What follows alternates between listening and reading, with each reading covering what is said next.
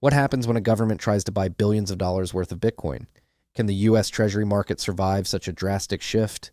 And most importantly, who will be left holding the bag if something goes wrong? These are the questions keeping economists and financial experts up at night as rumors of a U.S. Bitcoin strategic reserve continue to circulate. I'm Marty Bent, founder of the TFTC podcast, where we explore the intersection of Bitcoin, finance, and geopolitics. In this episode, I revealed some startling insights about the challenges and risks involved in implementing a national Bitcoin strategy. In this first clip, I explain why the method of acquiring Bitcoin matters more than you might think, and how a misstep could destabilize the entire global financial system. I've been having a lot of discussions with people behind the scenes too, and the number one question is that the most efficient way? Because when you think of the United States explicitly going to acquire Bitcoin as a strategic reserve, the way in which they do that is going to be massively important because they have this massive debt problem, this massive treasury market. And my biggest worry for them is that they go too hard, too fast and decrease the faith in the treasury market and completely blow that out. Not control, but we're going to let them get priced appropriately as we go buy this Bitcoin. Like that could lead to some systemic fragility. It's probably already systemically fragile. When people think about the government buying Bitcoin, they often imagine it's as simple as placing a large order on an exchange. But the reality is far more complex. The U.S. Treasury market isn't just about government debt. It's the foundation of the entire global financial system. Banks, pension funds, and financial institutions worldwide use these treasury bonds as collateral for their daily operations. My experience at 1031 has shown me that even small disruptions in market confidence can have massive ripple effects. Imagine trying to renovate the foundation of a skyscraper while people are still working inside. One wrong move, and the whole structure could become unstable. The key concern isn't just about buying Bitcoin. It's about maintaining stability in a $35 trillion treasury market that the world depends on. Most people don't realize that treasury bonds serve as the primary collateral for overnight lending between banks, international trade settlements, and countless other financial operations. When we talk about the government buying large amounts of Bitcoin, we're really discussing a fundamental shift in how the global financial system operates. This isn't just about adding a new asset to America's balance sheet. It's about carefully managing a transition that could affect everything from pension funds to international trade financing. The stability of this market impacts everyone, from retirees collecting pension checks to businesses seeking loans for expansion.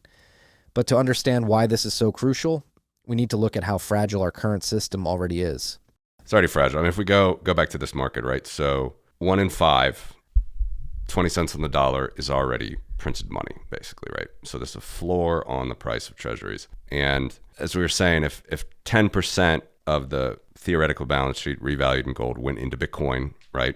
Having Bitcoin as a backstop against further both monetary inflation that is increasing of the monetary base, and then as a asset on the treasury side against further increases of the debt, even if they say that they're going to decrease the debt and cut spending and all of the rest, it's only good. It's certainly only good for the dollar.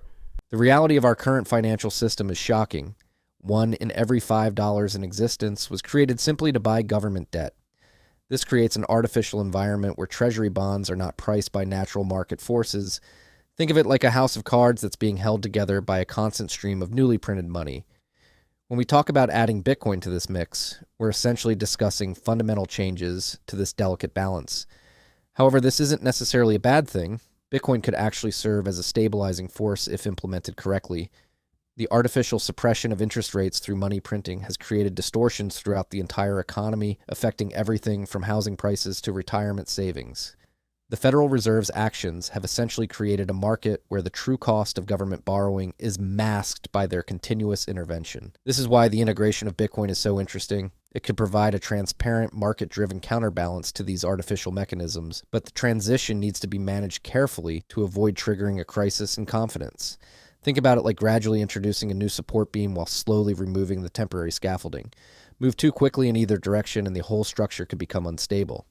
The key is understanding how to integrate it without disrupting the existing system. This brings us to a fascinating challenge that the Trump administration is trying to solve. I think what we're getting at is they have to thread a needle. And going back to Trump's administration, his stated policy goals it seems like they're really trying to thread the needle. So like a strong dollar, you'd be okay with that from the executive branch if you were reshoring manufacturing, right? The Triffin's dilemma is a reason why we've been debasing the currency and fine with the relative purchasing power of the dollar falling as we flood international markets with dollars for their cheap labor. It seems like that is changing, or Trump would like it to change.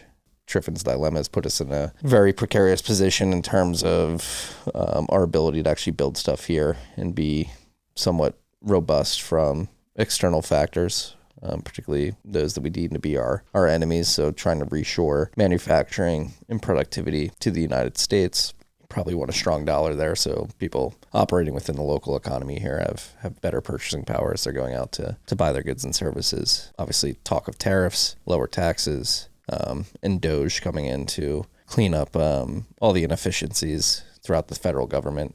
Those are policy goals that would point in the direction of where we'd be okay with a stronger dollar. The issuer of the world's reserve currency, America has been forced to flood international markets with dollars to support global trade. This has led to the hollowing out of our manufacturing base and increased dependency on foreign production. The Trump administration's approach represents a fundamental shift in thinking, attempting to balance dollar strength while rebuilding domestic manufacturing. This creates a fascinating economic puzzle. How do you maintain a strong currency while rebuilding industries that typically benefit from a weaker one? The traditional playbook says you can't have both, but Bitcoin might change this equation. For decades, America has been caught in this trap where maintaining global dollar dominance required us to export our manufacturing base. This wasn't just about cheaper labor. It was a fundamental requirement of being the world's reserve currency. Countries needed dollars to trade, and the easiest way to get those dollars was to sell goods to America. This system worked well for maintaining dollar dominance, but at the cost of our domestic manufacturing capability. Now, with the integration of Bitcoin into the equation, we might have a path to break free from this dilemma. But this potential solution creates its own set of challenges, as Matthew explains next. I mean, theoretically, you want a stronger dollar. It's just if you get a stronger dollar, it's probably because you're going to have more demand for it. But then when you have a stronger dollar, it's going to make, as we know, as you said, talk about the Triffin dilemma, it's going to make your exports more expensive, and that's going to be harder on top of the fact if you're trying to build up the manufacturing base, which is we're way behind on and need to. Let alone defense. Like, the world is just completely remilitarizing right now, completely different than anybody would have thought after the full-scale invasion that Russia did, and then obviously Trump wants to talk tough on China. The challenge of maintaining a strong dollar while rebuilding domestic manufacturing capabilities represents one of the most complex economic balancing acts in modern history. A stronger dollar makes American goods more expensive globally, potentially hurting our ability to compete in international markets. However, it could also provide the purchasing power needed to rebuild our industrial base.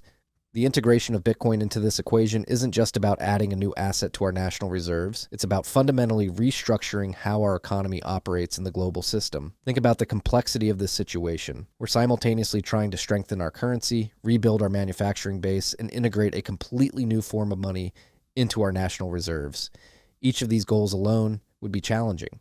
Attempting all three at once is unprecedented. The growing tensions with China and the broader geopolitical landscape add another layer of urgency to this transition. We're not just talking about economic policy. This is about national security and maintaining America's position in an increasingly multipolar world. The real challenge lies in executing this transition without triggering the very crises we're trying to prevent. It's a delicate balance between maintaining stability in our current system while building the foundation for a new one.